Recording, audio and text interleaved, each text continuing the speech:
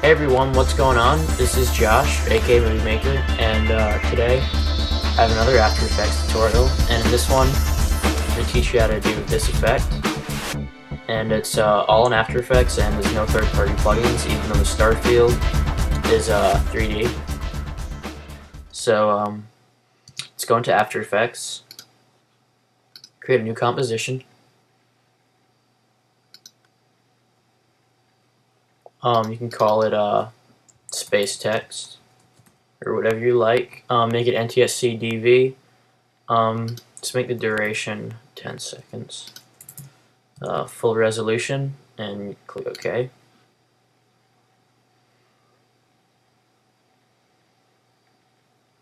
Now the next thing you want to do is go into your internet browser and you want to go to Google and just type in Starfield. Click on Images, go to Google Images, type in Starfield, click on the large size, and the image I used is right here.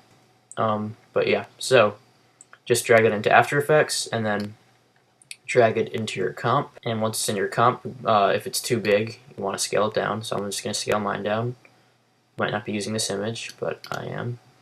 And now what we want to do is make a new layer. So Apple Y if you're on a Mac, Control Y if you're on a PC, and you can call this stars. Make comp size, make it white, click OK, and then type in CC ball action. And CC ball action is fully 3D, which is cool because we can make it into like a star field or whatever you'd like. So go into the scatter settings and just scatter it. Maybe to about 250. Lower the size to maybe 15. Maybe 20, whatever you like. I'm going to keep mine at 15, so it looks just like that. And then they don't look very star-like right now because they're not glowing, and stars usually glow, so we're going to apply glow. And you can leave the settings like this if you like. I'm just going to change mine around a little bit.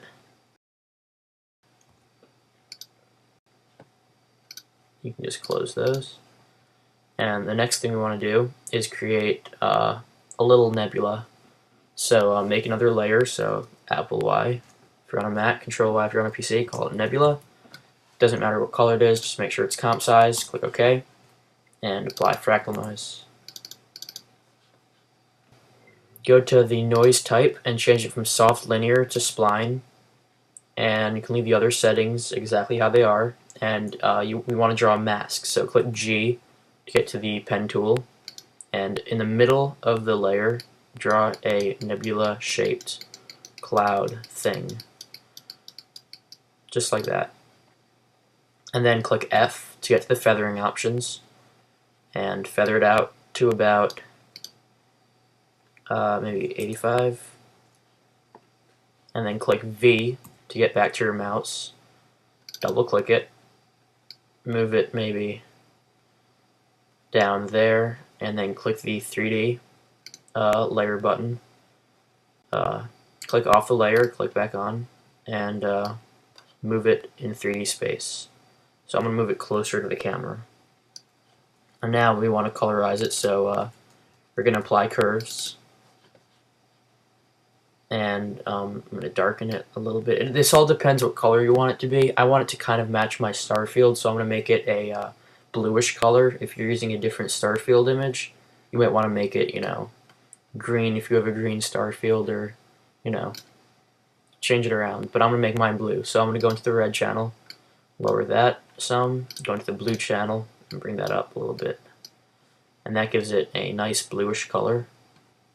And that's looking pretty good. You can just close this down. Now what we want to do is maybe lower the opacity on this to maybe 75. Okay. And then we can duplicate it, so Command D if you're on a Mac, Control D if you're on a PC. Click the R button to get to the rotation and rotate it. And then go into the curve setting, and we're going to make this one a different color. So I'm going to make this one maybe a slight darker blue. so like that. And we move this one back in 3D space. Now you don't want the edge of the layer to be showing, obviously, so you just move that maybe right there. And that is basically our star field. We still need to add the text, and we need to animate a camera movement. So to do that, we're going to create a new camera. So layer, new, camera, and you can just call it camera. I'm going to make mine 50mm. Click OK.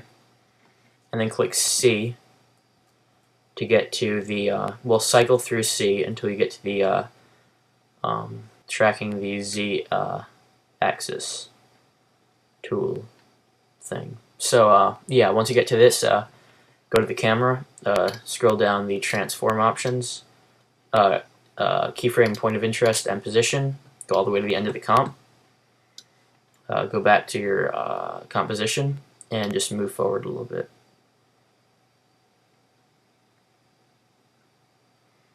There we go. And you notice that we didn't make the background 3D yet, and there's a reason for that. Usually when something is very, very far away and you're moving forward, it doesn't look like it's moving all that much. You know, kind of like if you're in a desert and you see a Pepsi machine, you keep walking towards it, you're never going to get to it because it's a mirage, and mirages are not real. So that's not relevant at all. But anyway, yeah, that's what we're going to be doing. So, okay. So go to the star field, and we don't want to make it a 3D layer because then it will move just as much as the stars and the nebula will be moving. And it's supposed to be very, very far away. So instead of moving it back in Z space and scaling it up and moving it back and scaling it up and moving it back and scaling it up, it's just annoying to do. We're just going to scale it. We're just going to keyframe the scaling. So click S to get to the scale. Click the stopwatch. Make sure you're at the beginning of the composition. And then go all the way to the end. Maybe scale it up to 80. It depends what star field you're using. Mine's pretty big, so the scaling of 5 is a lot. So maybe I'm just going to keep mine at 75. That works for me. And so that is our star field. It looks pretty good already. But we still need the text. So go to the text tool. Click on the comp. You type in whatever you'd like. So I'm just going to type in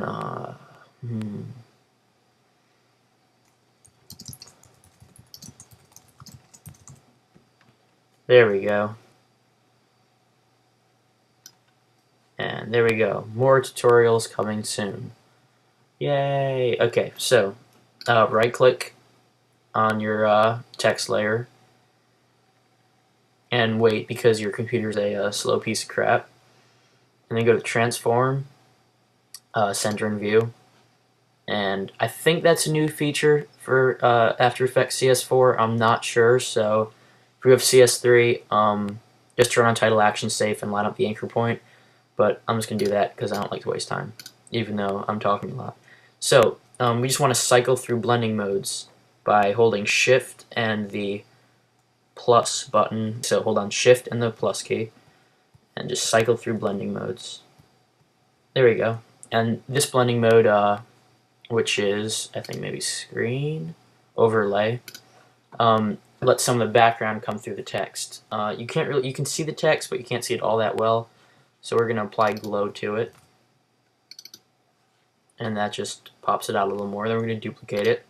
So click on the layer, Command D or Control D.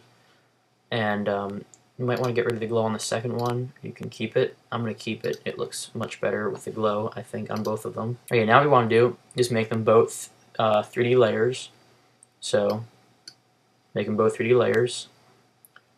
And scale them up a little bit.